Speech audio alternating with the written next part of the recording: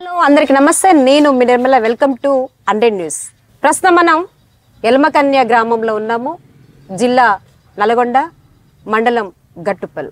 మానవత్వం మంటలో కలిసే కాలంలో మానవత్వం వెతుక్కుంటా ఒక అమ్మాయి దగ్గరికి మాత్రం వచ్చింది. అది ఎలా అంటే, గతంలో అందశ్రీ సారు ఒక పాట రూపంలో చెప్పాడు. మాయమైపోతున్నడమ్మా మనిషన్నవాడు, మచ్చుకైనా లేడు చూడు, మానవత్వం ఉన్నవాడు. నూటికో కోటికో ఒక్కడే ఒక్కడు, యాడ ఉన్నడో గాని కంటికి కనరాడు. మాయమైపోతున్నడమ్మా మనిషన్నవాడు. అట్లా ఆయన చేసిన సాయాలు బయటికి ఎక్కడ కూడా తను బయట కనపడడు కూడా. అదే ఈఎల్వి ఫౌండేషన్ భాస్కర్ సార్ గారు. ఈరోజు కావ్య దగ్గర నేను ఉన్నాను. కావ్య మాటల్నే తెలుసుకుందాము. హాయ్ కావ్య, ఎలా ఉన్నావు? బాగున్నావా? అయితే నేను నీ దగ్గరికి ఎందుకు వచ్చిందో నీకు తెలుసు. నీ స్టడీ వల్ల 5000 ర్యాంక్ ఎట్లా నీకు సాధించావు? ఫ్రీ మెడికల్ కాలేజీలో సీట్ వచ్చింది ఖమ్మంలో.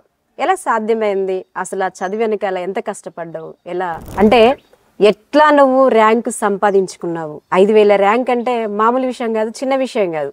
అతి పేదరికం నుంచి నువ్వు ఈ స్థాయికి ఇవాళ 2 రాష్ట్రాల్లో కూడా కావ్య బయటికి వినిపిస్తుంది. కావ్య పేరు ఇవాళ మేము ఇక్కడికి వచ్చినామంటే కూడా బయట తెలిసింది కాబట్టి నీ దగ్గరికి మేము వచ్చినాం. నీ చదువే ఇక్కడికి రప్పించింది, ఆ ర్యాంకు రప్పించింది ఇక్కడికి. ఎట్లా సాధ్యమైంది? నేను చిన్నప్పటి నుంచి అయినా హార్డ్ వర్కర్. నేను అంటే కొంతమందికి లక్ బేస్ ఉంటది, కొంతమంది రిచ్ కిడ్ అయి ఉంటారు. బట్ అలా ఏం కాదు. నేను చిన్నప్పటి నుంచి హార్డ్ వర్క్ చేసుకుంటూ వచ్చిన. ఇలా చిన్నప్పటి నుంచి గవర్నమెంట్ అంటే గురుకుల స్కూల్స్ అన్నమాట. తర్వాత గురుకుల కాలేజ్, తర్వాత కోచింగ్ తీసుకున్న తర్వాతకి కోచింగ్ లో నేను చాలా హార్డ్ వర్క్ చేసిన. అంటే వేరే కార్పొరేట్ నా ఫ్రెండ్స్ కి ఒక 1 అవర్ పడితే నేర్చుకోవడానికి నాకు ఒక 2 అవర్స్ పట్టేది. అయినా సరే నేను సార్ వాళ్ళని అప్రోచ్ అయ్యి అట్లా నేను నైట్ అవుట్స్ చేసి కష్టపడి చదువుకున్నాను. ఈఎల్వి ఫౌండేషన్ వాళ్ళకి ఎట్లా తెలిసింది మీరు? మీకు నాకు సీట్ నాకు ఖమ్మంలో సీట్ వచ్చింది మేడం. సీట్ వచ్చిన తర్వాతకి జాయిన్ అయినా. తర్వాతకి మేనేజ్మెంట్ ఏం చెప్పారంటే పర్ యానం 1 lakh అట్లా అవుతుంది, జస్ట్ కాలేజ్ ఫీయే, తర్వాత మళ్ళీ బయట ఖర్చు ఉంటది, ఇట్లా చెప్పినారు అనమాట.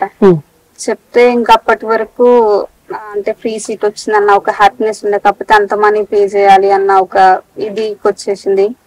ఇంకా అప్పుడు ఫ్యామిలీ సిచ్యువేషన్ కూడా అంత ఫైనాన్షియల్ గా అంత సపోర్టివ్ గా లేదు. మా ఫాదర్ కి హెల్త్ ఇష్యూ ఉండే, ఇంకా మదర్ కి కూడా కొంచెం హెల్త్ ఇష్యూ ఉండే.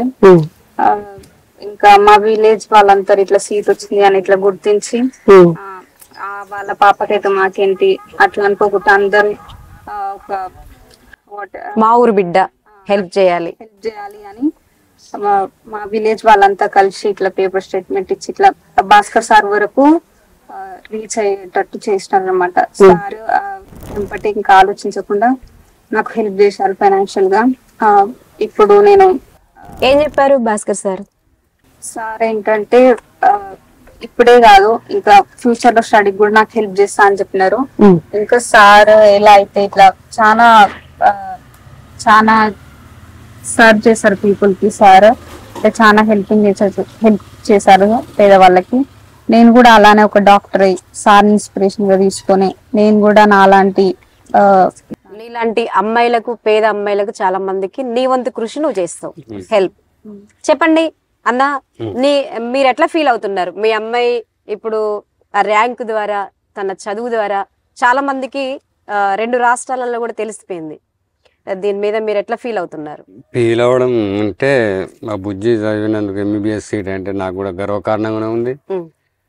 కొంచెం మనీ వల్ల కూడా ఇబ్బంది ఉంటే మన ఈవీఎల్ ఫౌండేషన్ భాస్కర్ సార్ కూడా మాకు వచ్చి 1 లక్ష రూపాయలు ఇచ్చారు. ముందు ముందు కూడా బుజ్జిని మంచిగా చదివియాలి కూడా అన్నాడు. ఆయన కూడా మా ధన్యవాదాలు. ఆయన లెక్కన మా బుజ్జి కూడా డాక్టర్ అయితే సేవ కూడా చేస్తుంది. దానికి మేము ఒప్పుకుంటున్నాం. ఉమ్. అరే నువ్వు చదువుకునేటప్పుడు ఇంట్లో ఏమన్నా అంటే పెళ్లి చేయాలి ఇంకా చదివేందుకు అది ఎందుకు ఇది ఎందుకు అనేది అన్న ఇంట్లో అమ్మ గిట్ల ఏమన్నా అనేదా అమ్మ నాన్న గాని? నాకు చిన్నప్పటి నుంచి అయినా సపోర్ట్ చేస్తున్నారు మా పేరెంట్స్.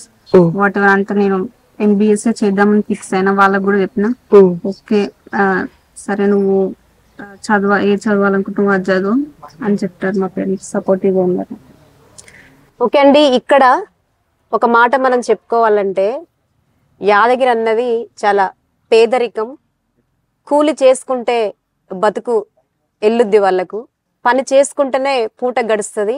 అట్లాంటి పరిస్థితుల్లో అమ్మాయి చాలా కష్టపడి మా పేదరికాన్ని నేను ఇంకా చూడొద్దు అనే కసితో తను చదువుకొని ఆ 5,000 ర్యాంక్ మాత్రం సాధించి సీట్ మాత్రం కొట్టింది ఖమ్మంలో.